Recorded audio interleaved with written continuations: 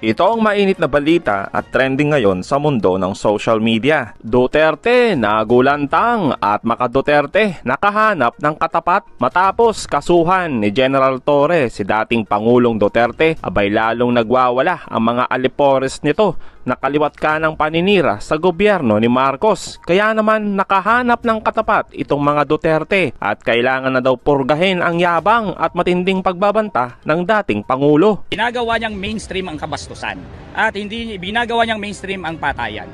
Siya ang pinakamasahol na naging presidente.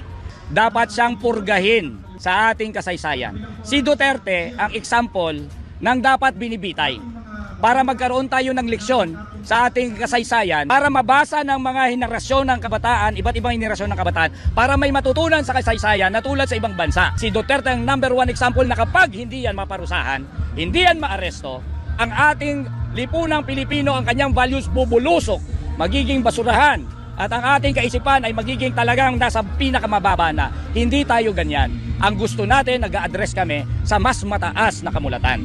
Hindi yung mga tulad ng mga ehemplo ni Duterte na totally bankrupt. Si Duterte ang example ng pinakarurok na kayang abutin na forma ng dinastiya. Isang pamumuno na bastos, isang pamumuno na bankrupt, kahit sa pananalita bankrupt. In our country, na kung saan ang justice system ay para sa mga mayayaman, maraming mga nakukulong sa plunder, pero pinapakawalan. Halimbawa si Gloria Arroyo, nakulong pero nakawala, naging kongresista, yang sila Jinggoy, yang sila ni Bong Revilla, nakakawala ang mga mayayaman. Kapag may death penalty, puro lang mahihirap yan. Pero para sinasabi ko,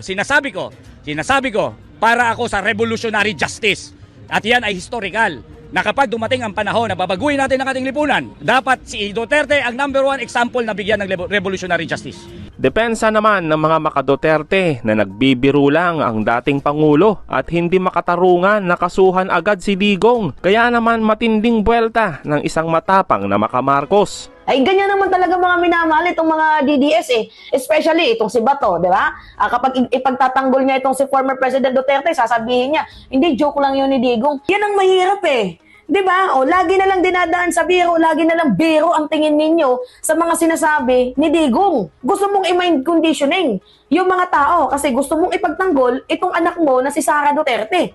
Paano natin nasabi mga minamahal na minamind conditioning? Parang minamind conditioning na ni former President Duterte yung mga Pilipino na gusto niyang i-normalize yung salitang patayan para pag nandoon na sa impeachment court, pwedeng gawing palusot ni Sara Duterte na, ay, biro lang yan. Kasi yung ama ko, ganyan din naman, oo. Di ba? Pwede niyang gawing palusot yun. Kaya itong sa General Torre, hindi pinalagpas. Diba? Kayo, ano yung masasabi ninyo dito sa ginawang akto ni Brigadier General Nicolas de Torre III?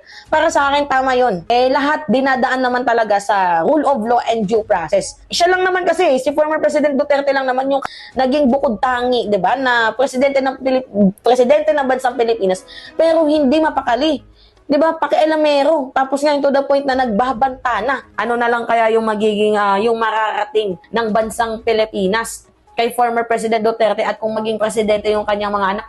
Dagdag naman ni attorney na tama lang ang ginawa ni General Torre na sampulan si dating Pangulong Duterte. Biro yan. Lalo pat dati siyang presidente at pangalawa, ang mga sinasabi niya na yan, ang mga kanyang panatikong supporters, ginagawa kung ano man yung pinapagawa ni Duterte kahit sa bandang uli sasabihin, joke lang yun. Hindi pwede yun. Hindi na. Kahit palusot na naman siya ng sabi ni General Torre, palusot na naman na paganda yan, joke yan. Hindi. Para sa kanya, sabi ni General Torre, dapat nang kasuhan si Duterte. At ginawa niya na. Kinasuhan niya na. Panahon ng mabigyan ng leksyon si Duterte. Hindi na pwede yan ganyan. Dati kang presidente, tapos ganyan ang mga lumalabas sa bibig mo.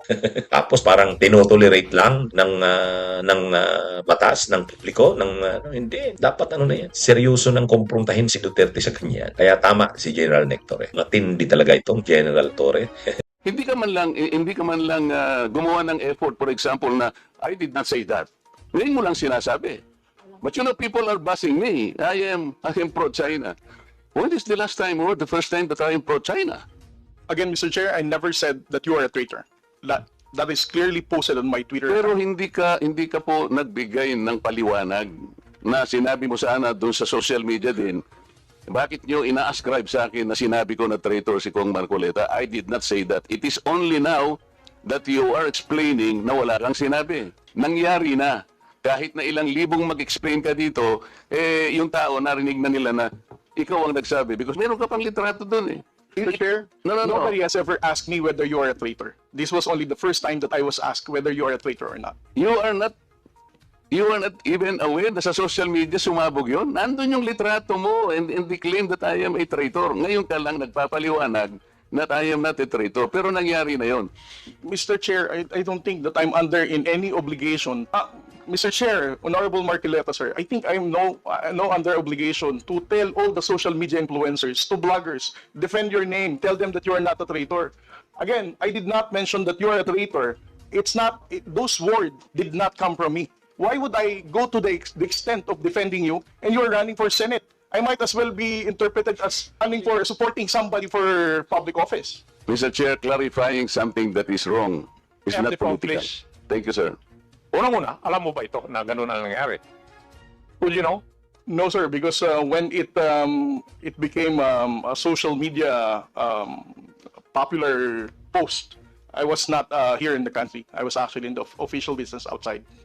So when did you come to know about it? I only came to know about it when Congressman Marcoleta called me gago and mangmang in one of his interviews. During his interview last February 10, huwag tayong magpagago at magpaka-ignorante katulad ng Commodore na yan. And, you did not bother na i-correct man lang yun. Yun ang dinadrive ni Honorable Marcoleta kanina pa. Yes, sir. So please answer that question. You did not do anything. I did not do anything, sir. Okay. Why did you not do anything? It's because, sir, if I'm going to keep on defending because one... No. Yeah. You are not supposed Yes. to defend me. Yes, sir. Because if as I it is said- true, Mr. Chair, that he did not call me traitor, but it continues to be there and to be consumed by the public through the social media. I think it is his responsibility to deny it if it did not come from him. That is all I was asking. And I think this is not too big for him to do. Yun lamang eh. Yeah, but I admitted that he did not do anything.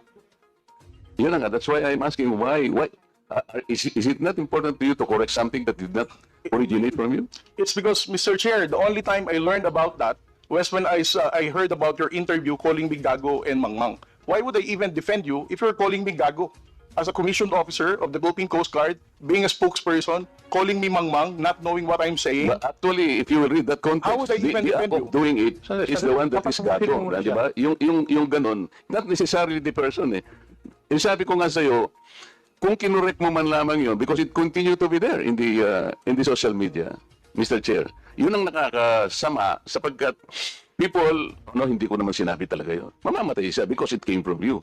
Pero pag hindi mo sinabi, at you continue to be silent, akala ng tao, sinabi mo. So that is the problem, Mr. Chair.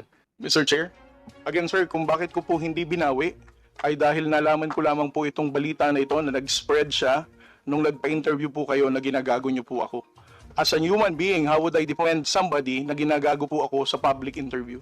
Yes, Madam Tikia. Mr. Chairman, I would just like to, with the indulgence of the chair and the members, I also take exception to what the Commodore has labeled me as being makapili. He labeled several people as being makapili. And ako po'y apo ng isang guerrilla. So I took offense on that and I stopped following him. Ang nangyayari ho kasi reverse ngayon eh. Pag ang tao nasa gobyerno, nililabel ka as being makapili, just like that. And you know the reason, Mr. Chairman, why he called me makapili? I had an interview with a Chinese journalist. That doesn't make me makapili. That doesn't make anyone makapili. So, wag sana po natin dadalhin yung usapan. Ini-question yung katauhan ng tao. That's why I never followed him. I used to follow him. I used to question him. But after labeling me as makapili, na hindi po, alam ng karamihan ng kaibigan ko, nag-decide na sana ako sa ibang bansa, pero umuwi ako. Pero for a man in uniform to call me makapili, that's insulting. Yun lang, sir. Any statement, Commodore? The Global Times is the known propagandist of the Chinese government. If you're going to look at those personalities na in-interview ng Global Times, you're going to doubt what is the objective why such personalities are being interviewed. If you're going to look at the posts of those people who were interviewed and who gave comments about our fight in the West Philippine Sea, I think that's where I'm getting that kind of assertion. Again, this is just an opinion, but those opinion is guarded on what I have seen so far in their social media posting about how they reacted on our responses in the West Philippine Sea, about how they downplayed the level of aggression that the armed forces of the Philippines and the Philippine Coast Guard is experiencing in the West Philippine Sea, not to mention the abuses of the Chinese Coast Guard against the Filipino fishermen in Bajo de Masinloc. I am not labeling anybody as makapili unless you're going to support and toe the line for our fight in the West Philippine Sea. Ang laban po natin sa West Philippine Sea requires amplification of truth and factual narrative. Let us not distort the messaging of the Philippine government. Ang laban po ng West Philippine Sea, hindi lamang po ito laban ni Pangulong Bongbong Marcos. Laban po nating lahat ito bilang Pilipino.